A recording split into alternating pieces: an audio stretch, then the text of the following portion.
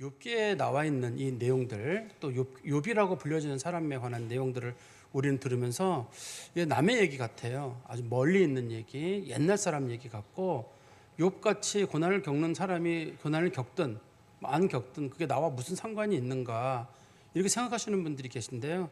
사실은 욥이라고 하는 인물은 우리 그리스도인하고 똑같아요. 어떤 모습에서 보면 우리 그리스도인들도 한 가지 믿음을 가지고 있거든요. 하나님이 우리를 사랑하시고, 하나님이 우리를 구원하시고, 하나님이 우리에게 은혜 베푸시길 원하시고, 이게 우리가 가지고 있는 믿음이거든요. 그렇지만 그리스도인들이 고통을 많이 겪어요. 질병도 겪고, 실패도 겪고, 또 사람들 관계에서 문제도 생기게 되고. 그럼 우리는 갈등을 느끼거든요. 하나님 분명히 나를 사랑한다고 했는데, 하나님이 나를 구원하신다고 했는데, 내가 죄가 있지만 나를 의롭다고 해주셨는데 이런 일이 도대체 우리에게 왜 일어나느냐. 그것도 그리스도인들에게 하나의 고민 아니겠어요? 어떤 분들은 저는 그런 고민이 안 됩니다 라고 하시는 분들이 계신데, 그런 분들은 아직까지 그런 어려움에 직면해 보지 않아서 그래요. 큰 질병에 내가 놓였다든지, 혹은 사람 관계에 문제가 생겼거나 큰 실패나 절망 가운데 놓여봤던 분들은 큰 고민을 하게 됩니다. 도대체 하나님이 나를 사랑하신다는 게 무슨 뜻인가? 그분이 사랑이시다는 건 무슨 뜻이냐 도대체? 그분은 살아계시기나 하고 우리의 간구는 들으시는가? 그 성도들에게 큰 고민으로 다가오거든요. 욥기를 보실 때에도 욥기도 하나는 사실이 있고 하나는 소설이 있습니다. 욥기에서 사실은 어떤 거냐면, 욥기 한번 제가 1장 2장을 설명드릴게요. 욥기에 보면 맨 앞에 이렇게 시작하거든요. 하루는 하나님 앞에 천사들과 사탄이 하나님 앞에 왔다. 하나님께서 그들에게 말씀하시기를, 너희들이 세상을 두루 돌아보고 왔느냐? 예, 돌아보고 왔습니다. 내 종 욥을 유의해서 봤느냐? 네, 저희가 유의해서 봤습니다. 내 종 욥처럼 온전하고 완전하고 악에서 떠난 사람은 아무도 없느니라. 천사들도 그렇고 사탄도 말하기를, 맞습니다. 그 사람처럼 온전한 사람은 아무도 없습니다. 그런데 사탄이 말을 하기를, 그런데요 하나님, 그 사람이 그렇게 온전하게 사는 이유는, 또 하나님 앞에 감사하는 이유는 복을 많이 받아서 그렇습니다. 자식이 잘 되고 또 재물이 많고, 그런 사람이 하나님 앞에 누가 감사하지 않겠습니까? 사실은 그 사람은 원래 성품이 좋거나 하나님을 믿는 사람이라기보다는 여러 가지 두루 잘 좋으니까 자기가 하나님 앞에 감사한 거 아닙니까? 그 사람에게서 그 사람이 가지고 있는 소유물들, 자녀들이든지 재산이든지 한번 뺏어 보십시오. 그 사람 금방 하나님 배신하고 하나님 모른다고 할 겁니다.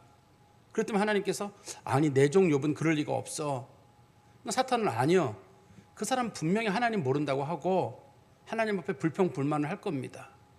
하나님께서, 그래 좋아, 난 내 종 욥을 믿어. 내 종 욥은 절대 그럴 리가 없어. 그렇게 말씀하셨거든요.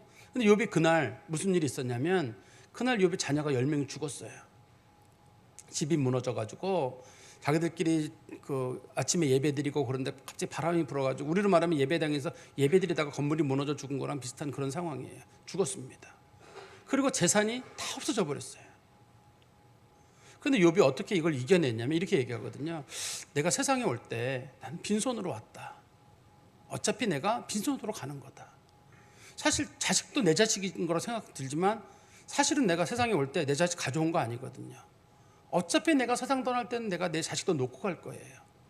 내가 세상에 빈손으로 왔다가, 성경에서는 그걸 적신이라고 부르잖아요. 내가 아무것도 안 가지고 왔다가 어차피 떠날 때는 아무것도 안 가지고 갈 건데, 난 소유를 가지고 하나님 앞에 감사하거나 원망하거나 절대 하지 않는다. 있는 대로 그냥 감사한다. 그리고 두 번째는 하나님께서 천사들과 사탄을 또 불렀어요. 내 종 욥을 위에서 봤느냐? 내 말이 맞지? 내 종 욥은 어떤 경우에도 원망하지 않지? 네, 맞아요. 그렇지만 그 사람이 아직도 저렇게 하나님을 원망하지 않는 이유는 건강이 있기 때문입니다. 사람이 재물이나 소유에 대해서는 털털하게 너그러운 마음을 가질 수 있지만, 누구든지 자기 몸에 큰 병 들면 다 하나님 원망합니다. 한번 보십시오. 하나님께서 말씀하시기를, 그래 네가 한번 마음대로 해봐라. 그 생명만 건드지 말아라. 그러니까 이제 사탄이 얘기하기를, 제가 자신이 있습니다. 그 사람 분명히 하나님 원망할 겁니다 라고 했거든요. 하나님은, 아니 내 종 욥은 절대 그럴 리가 없어. 근데 욥의 몸에 머리끝부터 발끝까지 온전히 병이 났어요. 성경에서는 뭐라고 표현하고 있냐면, 너무 가려워서 머리끝부터 발끝까지를 욥이 기와로 긁었다 이렇게 돼 있고 그의 친구들이 보니까 몸에 상처가 터지는데 거기서 구더기가 기어 나오더라. 성경에 그렇게 돼 있거든요. 근데도 그날 욥이 어떻게 하나님 앞에 감사했냐면 인생에는 좋은 날도 있고 나쁜 날도 있다. 내가 지금까지 건강하게 지냈으면 그거로 감사한 거지 지금 내가 아프다고 어떻게 하나님을 원망할 수 있겠느냐. 욥의 아내가 얘기하기를 여보 신앙 버려요. 하나님 믿으면 뭐래요. 이렇게까지 하나님이 힘들게 하는데 이게 뭐예요. 욥이 아내에게 말하기를 이 사람아 왜 어리석은 말을 해. 인생에 어떻게 좋은 날만 있어. 하나님께서는 좋은 날도 주시고 나쁜 날도 주시는 건데 그동안 내게 다 좋은 날이었으니 나쁜 날도 있는 것도 당연하지 않겠는가. 하나님 절대 원망하지 말게. 이게 성경에 나와 있는 욥이라는 인물에 대한 사실이에요. 성경에 나와 있는. 근데 우리가 욥기 1장부터 오늘 36장 보지만 다음에 37장까지가 욥과 욥의 친구들이 주고받는 얘기거든요. 욥의 친구들의 얘기는 다 거짓말이에요. 이제부터는 욥의 친구들은 뭐 고난은 뭐다, 고난은 죄의 벌이다 이런 거 다 거짓말이에요. 다 소설을 쓰는 겁니다. 우리가 이제 이걸 영어로 다 팩트라고 하잖아요. 사실이 뭐냐? 이게 사실이에요. 욥이라는 사람을 하나님이 믿고 그 사람의 자신감을 가지고 마음대로 해봐라. 내 종 욥은 절대 그럴 리가 없다. 나는 욥이라는 인물을 믿는다. 이게 하나님의 태도란 말이에요. 근데 욥의 친구들은 말하기를 뭐라 그러냐면 아니요. 저 사람 그런 사람 아니라고. 사탄도 마찬가지로 욥의 친구들에 대해서 그렇고 욥의 그 친구들도 마찬가지로 욥이라는 인물에 대해서 부정적인 얘기를 꺼내거든요. 욥이 질병에 걸리니까 욥의 친구들이 뭐라 그러냐면 죄는 소위 인간에게 온 고난이라고 하는 건 벌받은 거다. 네가 자식이 어려움을 겪은 거 그것도 벌받아서 그런 거고 재산을 잃은 것도 벌받아서 그런 거고 내 몸에 질병이 온 것도 벌받아서 그런 거다. 하나님께서 아무 잘못도 없는 사람들에게 만약에 몸에 아픔을 주신다거나 재산적인 손해를 본다 그러면 누가 하나님 제대로 믿겠냐는 거예요. 하나님은 열심히 산 사람, 착하게 산 사람들에게는 복을 주시고 자기 마음대로 산 사람에게는 벌을 주신다. 만약에 잘못 산 사람에게 복을 주시거나 잘 산 사람이 고난을 겪는다 그러면 그거는 세상에서 공의와 질서가 무너지기 때문에 사람들이 그때부터는 인간을 구성하는 기본 법이 무너지는 거잖아요. 법이 무너지기 때문에 인간이 살 수가 없다는 거예요. 하나님은 절대 그럴 리가 없다는 거거든요. 근데 욥은 말하기를 아니라는 거예요. 자기가 지금 겪고 있는 건 이건 내가 죄를 져서 겪는 거라기보다는 내가 알고 있고 내가 믿고 있는 하나님은 사랑이 많으시고 은혜가 많으신 분인데 설령 내가 죄를 지어도 이렇게까지 하실 분은 아니거든요. 우리가 하나님에 대해 가지고 있는 믿음도 그거잖아요. 하나님이 내가 지은 죄를 그대로 물으면 누가 하나님 앞에 서겠어요. 사유하심이 주께 있으니 용서하시는 분이 하나님이시니 우리는 예수님 바라보고 하나님 바라보고 믿음으로 또 사는 거잖아요.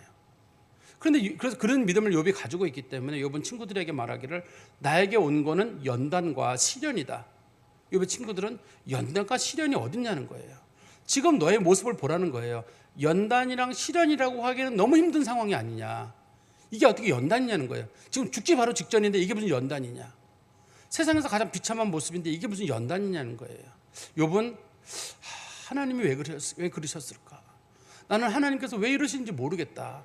분명히 나를 연단하시는 분이신데 왜 이렇게까지 심하게 연단을 하시는 거지?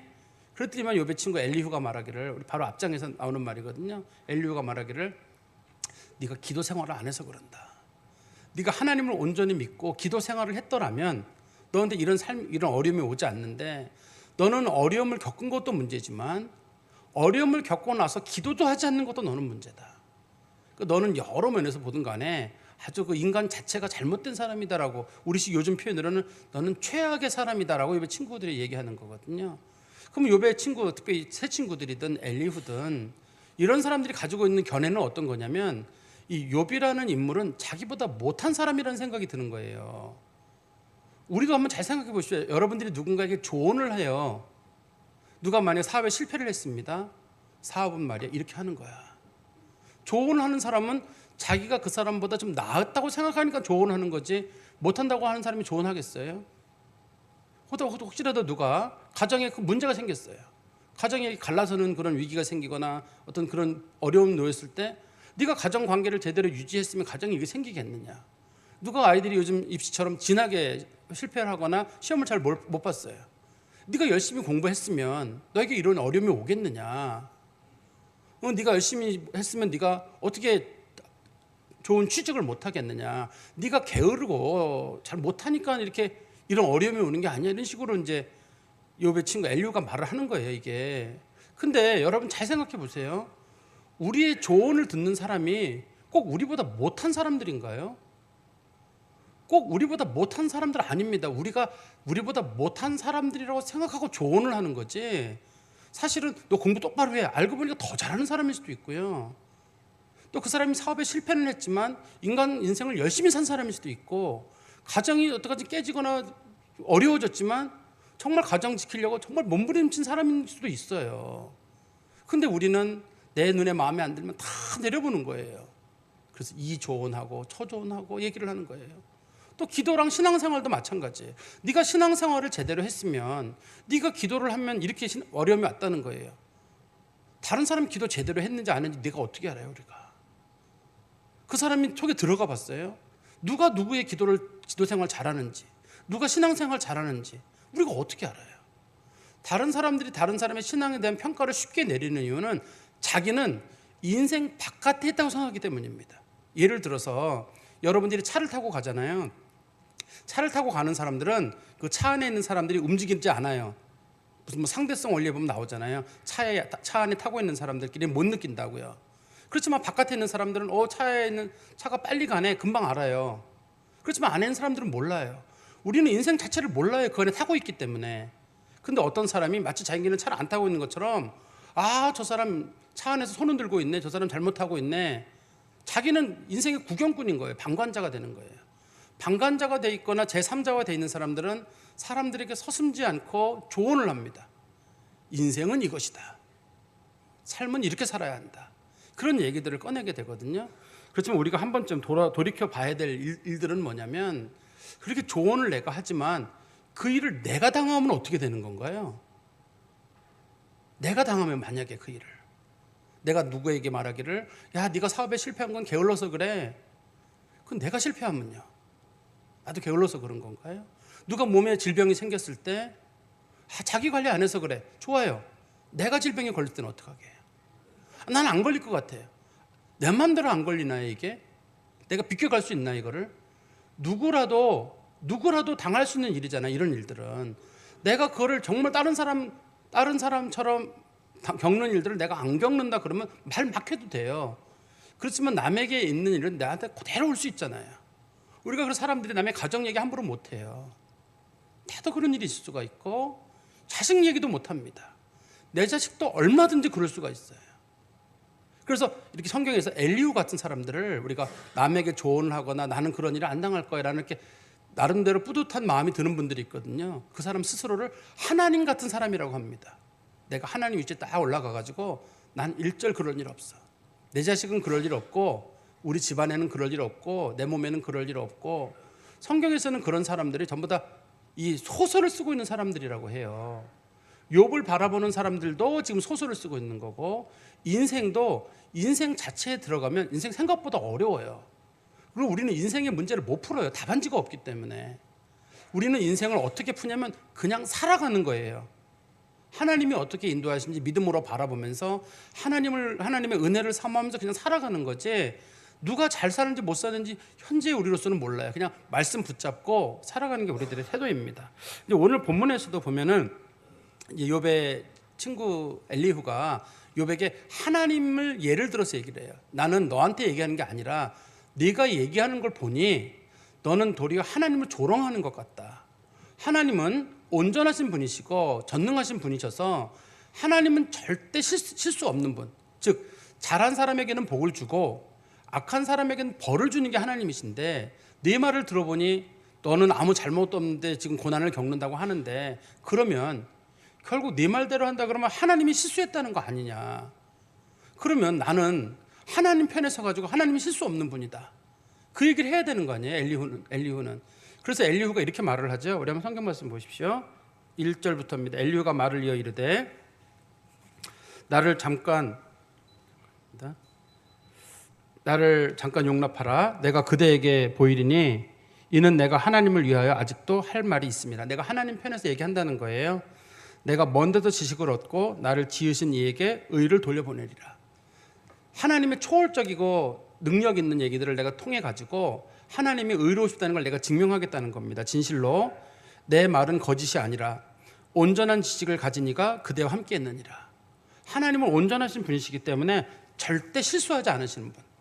하나님이 실수한다 그러면 세상의 원리는 무너진다고 지금 얘기를 하고 있는 겁니다. 그리고 5절입니다. 하나님은 능하시나 아무도 멸시하지 아니하시며. 하나님은 전능하신 분이시지만 누구도 무시하지 않아요. 쉽게 말하면 하나님이 실수로 아무 잘못도 없는 사람을 고난을 준다, 그런 일은 없다는 거예요. 아무 잘못도 없는 사람에게 고난을 준다는 얘기는 하나님이 그 사람 무시한다는 거거든요. 근데 이 엘리후가 말하기를 하나님은 절대 누구도 무시하지 않기 때문에 잘못을 범한 사람은 벌을 받고 잘못을 범하지 않은 사람은 벌을 받지 않는다, 이렇게 얘기를 하는 거죠. 그리고 우리 6절입니다. 악인을 살려두지 아니하시며 고난받는 자에게 공의를 베푸시며. 악한 사람들은 하나님께서 반드시 죽이시고, 이 고난받는 사람, 여기서 고난받는 사람들은 처지가 비참한 사람들이거든요. 아무 잘못도 없이 낮은 위치에 있는 사람들, 그러나 열심히 살아가는 사람들, 그 사람은 하나님 반드시 세워주시고. 8절입니다. 7절입니다. 그의 눈을 의인에게서 떼지 아니하시고. 하나님은 의로운 사람들, 착한 사람들이 절대 무슨 일이 있어도 예외도 없이 고난 당하는 일을 허락하지 않는다는 거예요. 의롭고 착한 사람은 무조건 복을 받고, 하나님이 눈을 떼지 않기 때문에 어떤 어려움도 그 사람에게는 없을 거라는 겁니다. 그를 7절 중간입니다. 그를 왕들과 함께 왕 좌에 앉히사 영원토록 존귀하게 하시며. 그 사람들은 처음도 복되고 끝까지 복되고 죽어서도 복된 삶을 산다. 혹시, 8절은 혹시예요. 이제 혹시란 말은 그 하나님을 잘 섬기는 사람들 중에도 간혹 순간적인 어려움, 일시적인 어려움들이 있을 수 있는데 그런 뜻입니다. 혹시 그들이 족쇄에 매이거나 환난의 줄에 얽혔으면 그들의 소행과 악행과 자신들의 교만한 행위를 알게 하시고. 하나님께서 누군가에게 일시적으로 어려움을 준다는 얘기는 자기가 뭐 했는지 돌아보게 하고 그 사람이 교만했는지 돌아보게 한다는 거예요. 그러니까 욥이 나는 아무 잘못도 없다고 할 때 아무 잘못도 없는 경우는 없고, 설령 네가 의로운 사람이라도 고난을 겪었다면 네가 교만하기 때문이라는 거예요. 너의 교만을 돌이켜라. 그리고 10절입니다. 그들의 귀를 열어 교훈을 듣게 하시며. 하나님께서는 이 어려움을 통해서 사람들로 하여금 하나님의 뜻이 무엇인지 분별할 수 있는 기회를 준다는 거예요.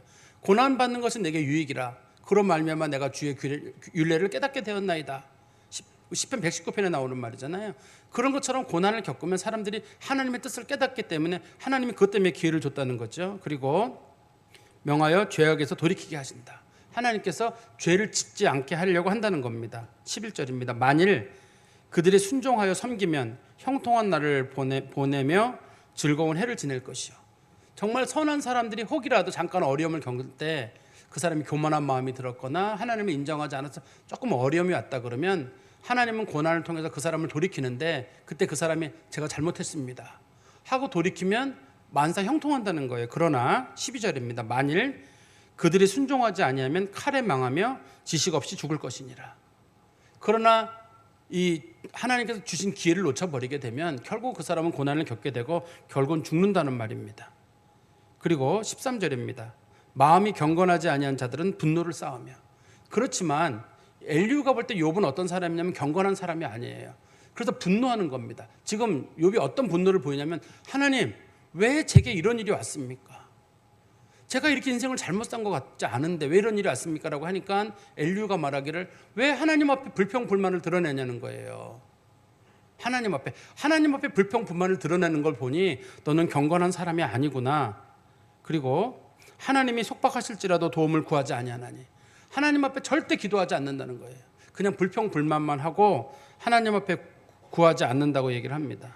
그래서 14절에 그들의 몸은 젊어서 죽으며 그들의 생명은 남창과 함께 있도다. 하나님 말씀 듣지 않으면 안 죽을 것 같은 젊은 나이에도 반드시 죽는다. 지금 욥에게 하는 말이거든요. 너 금방 죽는다. 두 번째는 남창과 같이 죽는다. 남창은 옛날 신전에서 섬기는 남자들이에요. 옛날 신전에는 남자 창녀가 있고 여자 창녀가 있거든요. 특별히 이제 남자 창녀들은 동성애잖아요. 주로 성전에 신전에 가는 사람들은 주로 남자거든요. 남자 창녀 남창들은 주로 남자를 성적 관계를 동성애 관계를 갖기 때문에 이 사람들이 젊어서 병이 들어가지고 비참하게 죽거든요. 그거를 설명하는 거예요. 내가 세상에서 가장 비참한 죽음을 당하게 될 것이다. 지금 욥에게 얘기를 하고 있는 겁니다. 그리고 우리 성경 15절에 가보시면 하나님은 곤고한 자를 그 곤고에서 구원하시며 학대당할 쯤에 그의 귀를 여시나니 그러므로 하나님이 그대를 환난에서 이끌어내사 좁지 않고 넉넉한 곳으로 옮기려 하셨은즉 무릇 그대의 상에는 기름진 것이 놓이리라. 하나님이 어려울 때 너에게 뭔가 가르치시려고 하시는 게 있는데 내가 그거를 받아들였다면 지금 너는 벌써 회복이 됐을 거라는 얘기예요. 그렇지만 너에게 이런 상황이 회복이 되지 않았다는 얘기는 우리나라 말에는 미래적으로 되어 있지만 원래는 과거 시제거든요. 만약에 네가 회개만 했더라면 잘못을 인정만 했더라면 이런 일은 안 왔을 것인데 너는 인생을 잘못 살기도 하고 하나님 앞에 자기 자신의 잘못도 인정하지 않는다. 이렇게 얘기를 하는 거예요. 그러니까 엘리후가 가지고 있는 입장은 뭐냐면 욥은 나쁜 사람에서 벌 받고 또 벌 받았는데도 문제가 풀리지 않는 건 기도하지 않아서 그렇고 하나님 인정하지 않고 교만하고 이런 사람이란 뜻이거든요. 그렇지만 성경에서 욥은 그런 사람 아니에요. 지금 욥은 연단을 받는 중이거든요. 연단을 받는 중이어가지고 하나님께서 그 사람을 정금과 같이 나오게 하려고 어려움을 주고 있는 중이거든요. 욥은 그런 과정을 겪고 있는 사람이고 지금 성숙의 길로 가고 있는 겁니다. 그러니 이런 사람들에 대해서 뭐라고 말할 수 있는 그런 위치에 있는 사람은 아무도 없어요. 지금 욥의 친구들은 다시 한번 말씀드리면 소설을 쓰고 있는 겁니다. 실제가 아닌 거 다른 걸 가지고 저 사람 저 집은 저래서 그래 이런 식으로 얘기를 하는 거랑 똑같은 거예요. 예를 들어서 여러분 제가 똑같은 비근한 예인지 모르겠는데 갑자기 생각이 나기를 어느 집에 남자가 쓰레기 봉지를 들고 나왔어요. 쓰레기 분리수거를 하는 거예요. 근데 부인은 집에서 안 나왔어요. 옆 사람이 지켜보는 사람이 저 집이 참 남자가 참 성격이 좋나 보다. 부인을 위해서 쓰레기를 버려주나 보다. 그렇게 보고 있었어요. 근데 사실은 뭐냐면 부인이 쓰레기 안 버린다고 소리 질러가지고 들고 나온 거란 말이에요. 그게 사실이에요. 그런데 사람이 보니까 남자가 나와서 막 쓰레기 버리는 거야. 저 집은 남편이 참 자상하나 보다. 자상한 남편이어서 버리는 집도 있고 그 잔소리 듣기 전에 나온 사람도 있고 나가는 길에 뭐 하기 힘드니까 그냥 들고 나온 사람도 있고 여러 가지 아니겠어요?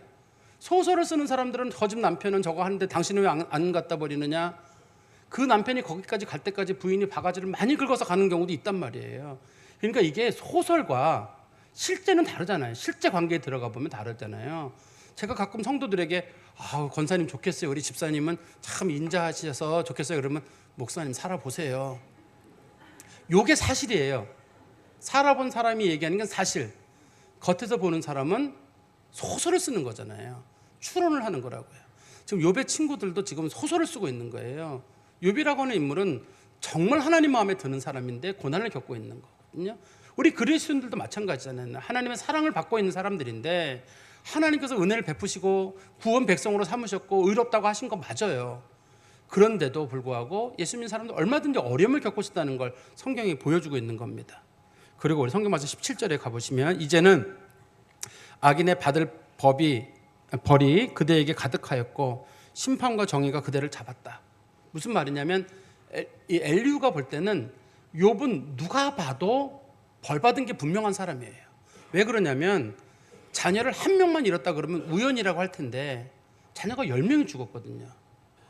사업이 적당하게 망했으면 우연이다고 할 텐데 완전히 망해버렸거든요. 건강을 조금 어느 부분만 다쳤거나 그러면 저 사람은 저기 우연이다 할 텐데 머리끝부터 발끝까지 안 아픈 데가 없을 정도로 온몸에 상처가 터져버렸거든요. 그러면 이걸 가지고 어떻게 하냐는 거예요. 엘리후는 말하기를 이거는 누가 봐도 너는 하나님을 인정하지 않고 하나님을 높이지 않고 하나님을 벌받은 게 분명하다. 이게 지금 엘리후가 지금 욥을 그런 식으로 보고 몰아가는 겁니다. 지금 엘리후는 볼 때 욥은 누가 봐도 부인할 수 없을 정도로 분명하게 벌받은 사람, 그런 걸 전제로 보는 거죠. 18절입니다. 그대는 분노하지 않도록 조심하며. 지금 욥은 하나님 앞에 분노하는 게 아니라 궁금해하는 거예요. 하나님 제게 왜 이런 일이 왔습니까? 그런데 이게 궁금해하는 사람이 신앙이 좋은 건가요? 아니면 하나님의 뜻이 있겠지 하고 그냥 받아들이는 게 좋은 건가요? 사실 이 궁금해하는 사람들은 하나님을 믿고 있는 사람이 궁금해하는 거예요. 내가 알고 있는 하나님은 이런 하나님이 아니에요. 정말 사랑이 많으시고 은혜로우신데 왜 하나님이 우리에게 이런 걸 주시지? 내가 믿고 있는 믿음하고 다르기 때문에 이게 도대체 뭔가 분명히 뜻이 있긴 있는 텐데 이걸 왜 그러지? 우리 인생은 짧고 이걸 어떻게 내가 감당하라고 하나님이 이걸 하시는가? 이게 이해가 안 돼서 고민하는 사람인데 이 사람을 가지고 하나님 앞에 분노하고 불평한다 이렇게 말하는 건 옳지 않아요.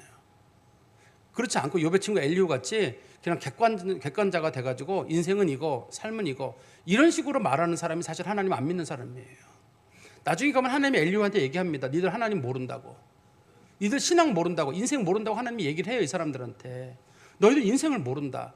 그 친구들은 그동안 이 1장부터 시작해가지고 37장까지 다음 장까지 계속 욥에게 얘기합니다. 너는 인생을 몰라. 그건 나중에 38장부터 하나님께서 그들에게 얘기해요. 니들이 인생을 몰라.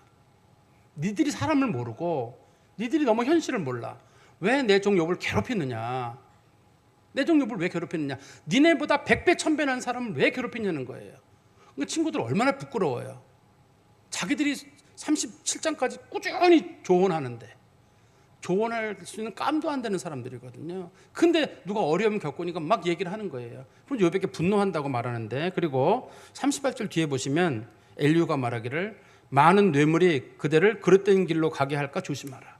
여기서 많은 뇌물이란 말은 속전이란 뜻이에요. 여기서 속전이란 말은 어떤 뜻이냐면 욥이 지금 고난을 많이 겪었잖아요. 근데 엘리후가 생각하기를 욥이 혹시라도 내가 고난을 많이 겪었으니 이제는 좋은 날도 오겠지 하고 얘기를 할까 봐 아니라는 거예요. 너는 여기서 고난이 끝나는 게 아니라 더 큰 고난이 있다. 지금까지 고난 겪은 거로는 끝날 게 아니라 더 큰 고난이 기다리고 너를 있다는 거예요. 그리고 19절에 그대의 부르짖음이나 그대의 능력이 어찌 능히 그대가 곤고한 가운데 그대를 유익하게 하겠느냐. 네가 기도하지 않고 네 힘으로 하나님 앞에 소리 지르고 또 네 힘으로 뭔가 문제를 풀어보려고 한다고 하는데 절대 네 문제는 너의 힘으로 안 풀린다는 거예요. 너의 문제는 네가 하나님 앞에 회개하고 다른 사람들에게 피해 끼친 거 그거 갚아야지. 네가 뭐 이거 이겨내겠다고 한다? 절대 이겨낼 수 없다라고 말합니다. 20절입니다. 그대는 밤을 사모하지 말라. 인생들이 밤에 그들이 있는 곳에서 끌려가리라. 누군가가 말하기를 다 죽으면 끝나는 거 아니냐? 나 죽으면 끝이다. 할 때 엘리후가 말하기를 아니라는 거예요. 너 같은 사람은 죽어도 하나님 나라에서 벌을 받기 때문에 죽은 거로 끝나는 게 아니라 여기서 네가 회개하지 않으면 벌도 너를 기다리고 있다. 그러니 괜히 낭만적으로 난 죽으면 끝이다. 이런 식으로 얘기하지 말라는 거예요. 그리고 21절입니다. 삼가 악으로 치우치지 말라. 그대가 환난보다 이것을 택하였느니라. 이게 지금 현재 너의 상황은 네가 택한 거라는 거예요. 네가 만들어낸 거, 자초한 거. 설령 하나님께서 너한테 의로운 사람인데 어려움을 줬다 하더라도 네가 하나님 원망하지 않고 불평하지 않고 기도하고 고쳤더라면 여기까지 상황이 오지 않을 텐데 이렇게 극단적인 상황으로 왔다는 얘기는 결국 다 네가 한 거 아니냐. 우리도 이런 얘기 자주 꺼냈죠. 그 문제 네가 한 거잖아. 네가 만들어낸 거 다 네가 자초해놓고 누굴 원망해. 사실 우리 인생 우리가 자초한 게 몇 가지나 됐죠. 본인이 막상 그 상황이 됐을 때 사람들이 네 인생 네가 자초한 거라고 얘기하면 굉장히 기분 나쁠 텐데 우리는 그 얘기 많이 해요. 네가 책임이야. 다 너 때문에 그랬어. 다 그렇던가요? 인생은 다 처음 살아가는 사람들이고 인생에는 철든 사람이 아무도 없어요. 다 철들지 못한 상태도 끝까지 가다가 주님 앞에 가서 온전히 철이 든 분 예수 그리스도를 만나는 게 그리스도인들이 해야 될 일인 거지 인생에 철든 사람 하나 없습니다. 그래서 다들 인생에 철 못 든 상태로 그냥 가고 있는 게 인생이기 때문에 거기에 대해서 네 인생 네가 책임져라. 책임을 어떻게 지나요 우리가 우리 인생에 대해서. 사실 생각해 보면 사람들끼리는 쓸 수 있어요 그 말을. 네 인생 네가 책임져. 뭐 어떻게 책임져요. 그냥 가는 것뿐인데 인생은. 이게 지금 욥의 친구들 엘리후가 욥에게 던지는 심한 말입니다. 22절에 하나님은 그의 권능으로 높이 계시나니 누가 그같이 교훈을 베풀겠느냐. 누가 그를 위하여 그의 길을 정하였느냐. 누가 말하기를 주께서 불의를 행하셨나이다 할 수 있으랴. 하나님 이거 잘못된 겁니다. 하나님 왜 그러십니까? 왜 그러냐는 거예요. 하나님 앞을 왜 너 욥에게 네가 왜 하나님을 가르치려고 하느냐. 너 같은 피조물이 무슨 하나님 앞에 하나님 왜 인생은 이렇고 삶은 이렇고 왜 하나님을 가르치려고 하냐는 거예요. 그리고 하나님은 불의를 행하셨습니다. 저같이 잘못 없는 사람에게 어려움을 주십니까? 욥은 그렇게 말하는 거 아니거든요. 욥은 인생이 이해가 안 돼서 그러는 거예요 지금. 내가 알고 있는 하나님은 그런 분이 아니신데 그것 때문에 고민하는 거거든요. 24절입니다. 그대는 하나님께서 하신 일을 기억하고 높이라. 잊지 말지니라. 인생이 그의 일을 찬송하였느니라. 그의 일을 모든 사람이 우러러 보나니 먼 데서도 보느니라. 세상에 있는 모든 사람들은 다들 지나고 나보면 하나님 위대하신 분이구나라고 하는데 너는 왜 하나님을 원망하냐는 거예요. 그리고 인간이라면 당연히 하나님을 높이고 하나님을 우러러보는 게 정상인데 너는 왜 하나님을 높이지 않고 하나님 원망하는 일 거기에만 마음을 쓰고 있냐고 지금 얘기하는 겁니다. 그러니까 혹시 여러분들의 인생이 이해가 되세요? 혹시 여러분들 인생이 뭔지 이해가 되시나요? 이건 인생이다. 혹시나 이해하시는 분이 계실지 모르겠는데 그분 스스로 또 한번 물어보세요. 나는 내 인생을 내가 받아들일 준비가 되어 있는가? 인생은 이것이다. 뭐 이럴 수도 있고 저럴 수도 있고 고난도 있고 뭐 행복도 있고 뭐 다 좋아요. 뭐 빈손으로 왔다 빈손으로 가는 것도 좋고 또 좋은 날도 있고 나쁜 날도 있고 다 좋아요. 그런데 그게 가슴 깊이 받아들여지나요? 재물이 없어졌을 때 목사님 말씀하셨지 빈손으로 왔다 빈손으로 가는 거라 감사하다. 이게 다 되나요, 여러분? 몸에 질병이 왔을 때 그래 뭐 그동안 건강하게 살았는데 뭐 아플 수도 있지 뭐 이게 되나요, 여러분? 쉽게 머릿속에서는 어느 정도 수긍할지 모르지만 가슴속으로 받아들이지 않거든요. 지금 그래서 욥이 고민하는 겁니다. 이게 욥이 고민하는 건데 이럴 때 욥 같은 신앙인이 할 수 있는 방법은 뭐냐면 하나님의 뜻이 있겠지 하고 믿고 맡기는 건 할 수 있어요. 내 뜻은 없습니다. 하나님의 뜻이 있겠죠 하고 하나님께 맡기는 마음을 갖는 건 가능하지만 가슴속 깊이 인생의 문제를 받아들이는 건 참 어려운 일입니다. 우리 본문 마지막 26절부터 보시면 하나님은 높으시니 우리가 그를 알 수 없고 그의 횟수를 헤아릴 수 없느니라. 하나님은 초월적인 분이시고 우주 너머에 계신 창조주거든요. 그리고 우리는 하나님의 그런 나이를 알 수가 없어요. 하나님은 영원 전부터 계시고 영원까지 계시는 분이시고 우리는 그중에 점과 같은 인생 많이 살아야 100년을 사는 인생입니다. 100년도 못 사는 인생이 어찌 무한을 사시는 하나님을 얘기할 수 있고 우주를 창조하신 분을 유한자가 피조물이 어떻게 얘기할 수 있냐는 거예요. 그러면서 여기서 두 가지 예를 들거든요. 하나는 구름에서 비가 내리는 장면 하나는 파도가 있는 거 설명하고 있는데 당시에 이게 한 3,500년 전에 기록된 거거든요. 그때 사람들의 생각치고는 상당히 요즘 사람들도 수긍할 만한 그런 겁니다. 27절에 보십시오. 그가 몰방울을 가늘게 하시며 수증기를 만든다는 거잖아요. 빗방울이 증발하여 안개가 되게 하느니라. 그것이 증발해서 안개가 되게 하시고 그것이 구름에서 내려 그것이 쭉 하늘로 올라가서 구름이 되고 많은 사람들에게 쏟아지느니라. 겹겹이 쌓인 구름과 그의 장막의 우레소리를 누가 능히 깨달으랴.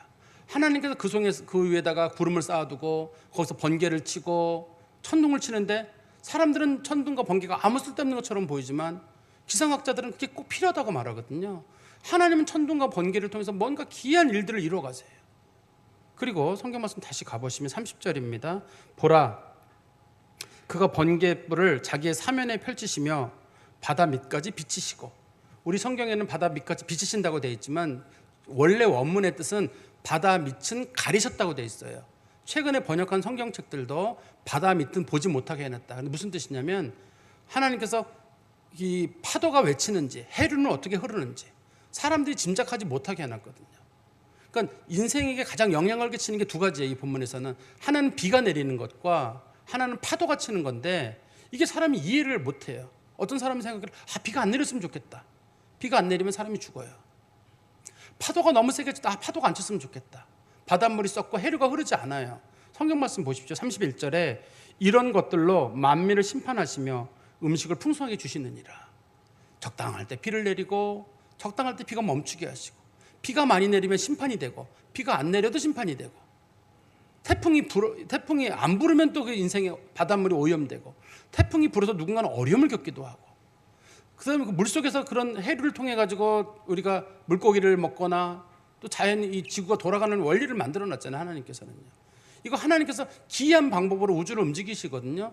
근데 성경은 뭐라고 말하냐면 그것도 이해하지 못하는 사람이 네가 무슨 하나님을 안다고 얘기하냐는 거예요. 엘리후가 비 내리는 것도 제대로 모르고 이 바다 돌아가는 원리도 모르면서 네가 어떻게 하나님을 아냐, 피조물 네가 하나님 안다고 얘기하지 말라는 거죠. 그리고 32절입니다. 그가 번갯불을 손바닥에 넣으시고 그의 번갯불을 명령하사 관역을 치시도다. 사람이 번개 맞기 쉽지 않거든요. 근데 지금 엘리후가 말하기를 욥이 번개 맞은 사람이라는 거예요. 하나님이 너를 딱 세워놓고 번개불로 탁 때리셨다. 그러니까 자녀들이 죽고 건강에 문제가 생기고 재산에 문제가 생기지 않았느냐. 번개 맞기가 얼마나 어려우냐. 그런 것처럼 너는 번개 맞은 사람이 되었다 그러면 너는 분명히 하나님 앞에 벌 받은 사람이 분명하다. 마치 번개 맞은 인간처럼 너는 하나님이 던진 그 번개에 맞았다는 거예요. 33절입니다. 그의 우레소리가 다가오는 풍우를 알려주니 가축들도 그 다가옴을 아느니라. 우리도 과학을 배우면서 번개가 치면 몇 초 뒤에 천둥이 치고 얼마 뒤에 비가 오잖아요. 이거는 가축들도 다 알아요. 그런데 욥에게 엘리후가 말하기를 사람인 너는 왜 그걸 모르냐는 거예요.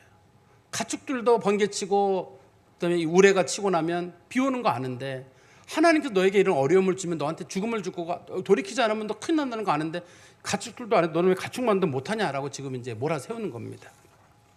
제가 이제 말씀의 결론을 맺으면 하나님은 우리가 이해할 수 없는 그런 초월적인 분이신 게 맞아요. 근데 우리는 하나님이 그 일을 왜 하시는지 잘 모릅니다. 정확하게. 우리가 알고 있는 건 하나님이 우리를 사랑하신다는 것 정도는 알아요. 그리고 우리에게 가장 좋은 걸 주신다는 것. 왜냐하면 성경에서 가장 분명한 사실, 우주의 가장 분명한 사실은 하나님의 아들 예수가 인간의 몸을 입고 우리 가운데 왔다는 거예요. 우리가 볼 때는 그게 믿음의 세상인 것처럼 보이지만 사실은 실제로 역사적으로 있었던 사건이고 역사는 없어지더라도 예수가 하나님의 아들이라는 것과 인간의 몸을 입고 우리 가운데 계셨다는 건 부인할 수 없는 가장 분명한 사실이란 말이에요, 이게요. 그런데 우리 그리스도인들이 우리는 그거 하나 붙잡고 가는 거예요. 그 사실이라고 하는 예수를 붙잡고 가는데요. 근데 우리가 현실적인 문제에 부딪혔을 때 우리는 그 문제를 우리 힘으로 이겨내기가 어려워요. 한번 생각해 보세요. 여러분들이 소나기가 내릴 때 길을 가다가 소나기를 피할 수 있나요, 쉽게? 소나기가 내리면 어떻게 하죠? 피를 맞는 거예요. 요즘 사람들은 일기예보를 들어보고 우산을 들고 가는데 1년 365일 비 한 번 안 맞기는 어려워요. 누구라도 비 한 번은 맞거든요.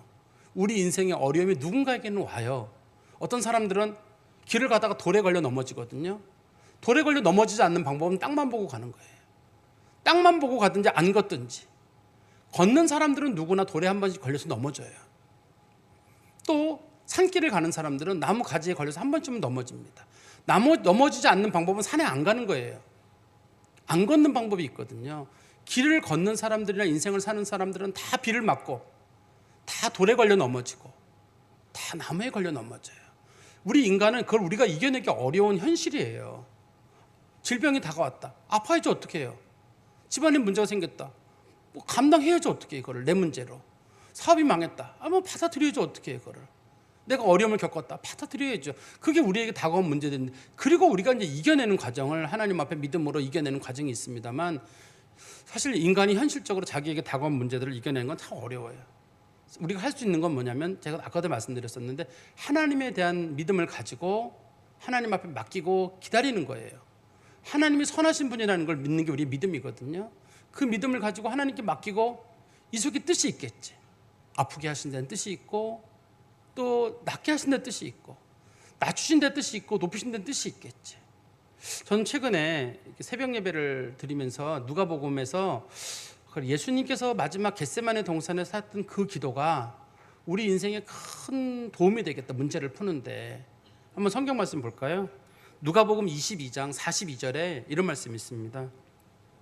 누가복음 22장 42절에 보시면 이르시되 아버지여 만일 아버지의 뜻이거든 이 잔을 내게서 옮기시옵소서. 그러나 내 원대로 마시옵고 아버지의 원대로 되기를 원하나이다. 잘 아시죠? 어떤 얘기인지. 예수님이 십자가를 지기 바로 직전에 이제 십자가를 몇 시간 후면 십자가를 지게 되거든요. 제자들은 자고 있고 예수님께서 혼자 까만 밤에서 기도하시는 장면이에요. 아버지여 할 수만 있거든 이 잔을 내게서 비껴가기를.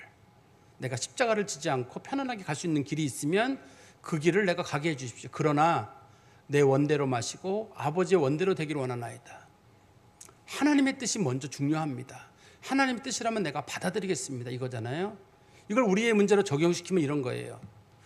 하나님, 제가 지금 너무 어려운데 이 문제 좀 풀어주십시오. 가난의 문제를 풀어주시고 질병의 문제를, 사람과의 관계의 문제를, 깨질 것 같은 우리들의 삶의 문제를 하나님 풀어주십시오.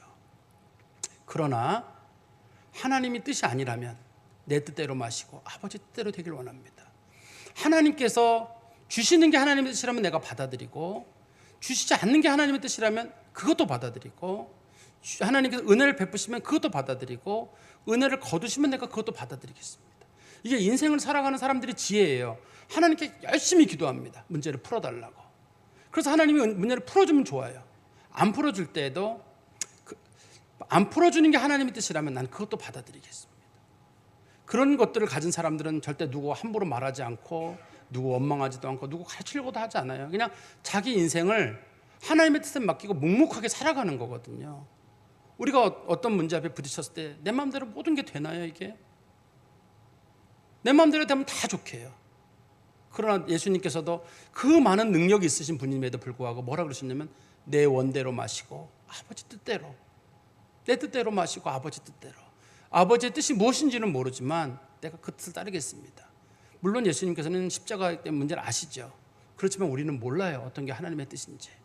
하나님을 믿는 사람들은 하나님이 선하시고 인자하시고 자비로우시고 너그러우시다는 걸 알기 때문에 하나님의 뜻을 맡기고 기분 좋게 믿음으로 일어납니다.